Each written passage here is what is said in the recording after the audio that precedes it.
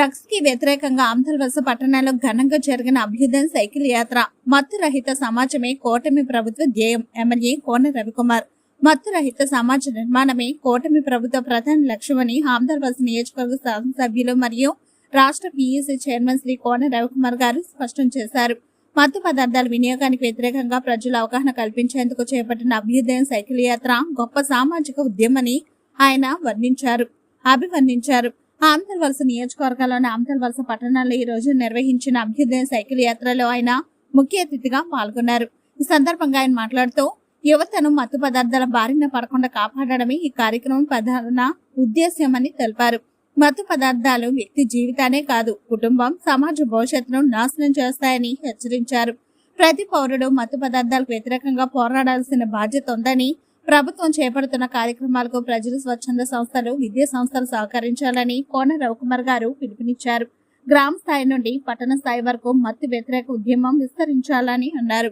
ఈ కార్యక్రమంలో డిఎస్పీ వివేకానంద గారు, జిల్లా తెదేపా అధ్యక్షుడు మధురవలస రమేష్ గారు, DCCB chairman Sivala Suryanarayana, Janasena incharge Rammohan గారు, మార్కెఫెడ్ డైరెక్టర్ ఆనిపు రామకృష్ణ గారు, ఇతర ప్రజాప్రతినిధులు, విద్యార్థులు, యువత, మహిళలు పెద్ద సంఖ్యలో పాల్గొని సైకిల్ యాత్రను విజయవంతం చేశారు. మత్తు రహిత సమాజ సాధనకు ప్రతి ఒక్కరు సంకల్పం చేయాలని ఎమ్మెల్యే గారు కోరారు. ఈ రోజు మనం నషాముక్త్ భారత్ అభియాన్ క్రింద ఐక్యంగా ఉన్నాము. మరియు మన సమాజం, కుటుంబం, స్నేహితులు మాత్రమే కాకుండా మనం కూడా మాదక ద్రవ్యాలకు 55,000 ఎకరాల్లో గంజాయి పంటని సాగు చేశారు గత ప్రభుత్వ కాలంలో.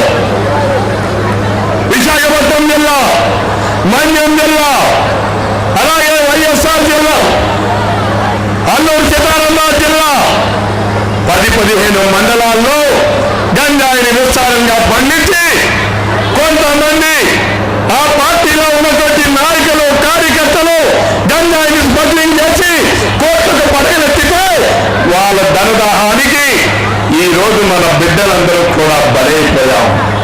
మన కుటుంబాలు బలైపోయినాయి. ఈ రోజుకి ఈ ప్రభుత్వ అధికారంలోకి వచ్చినటువంటి ఈ 18 నెలల కాలంలోనే 6 లక్షల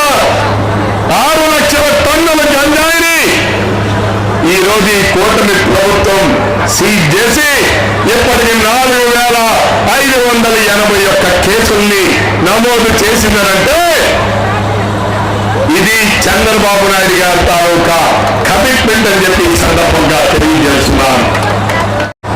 దొంగతనాలు చేసే చిన్న నేరం, గంజాయి అమ్మితే చిన్న నేరం. మరి జగన్మోహన్ రెడ్డి ఎలాంటి వాడో ఇప్పటికైనా మీకు అర్థమైందా అని చెప్పి రాష్ట్ర ప్రధానికానికి ఈ వేదిక ద్వారా నేను ప్రశ్నిస్తా ఉన్నాను. ఎప్పటికైనా ప్రధాన మేల్కోండి. మన ఆంధ్రప్రదేశ్లో కూడా కొంతమంది గంజాయికి బానిసలైనటువంటి వ్యక్తులు ఉన్నారు. కొన్ని ప్రాంతాన్ని గమనించారు. నాకైతే పూర్తిగా అందులో అవగాహన ఉంది. పోలీస్ శాఖ వారికి కూడా ఎప్పటికప్పుడు అప్రమత్తం చేస్తున్నాం.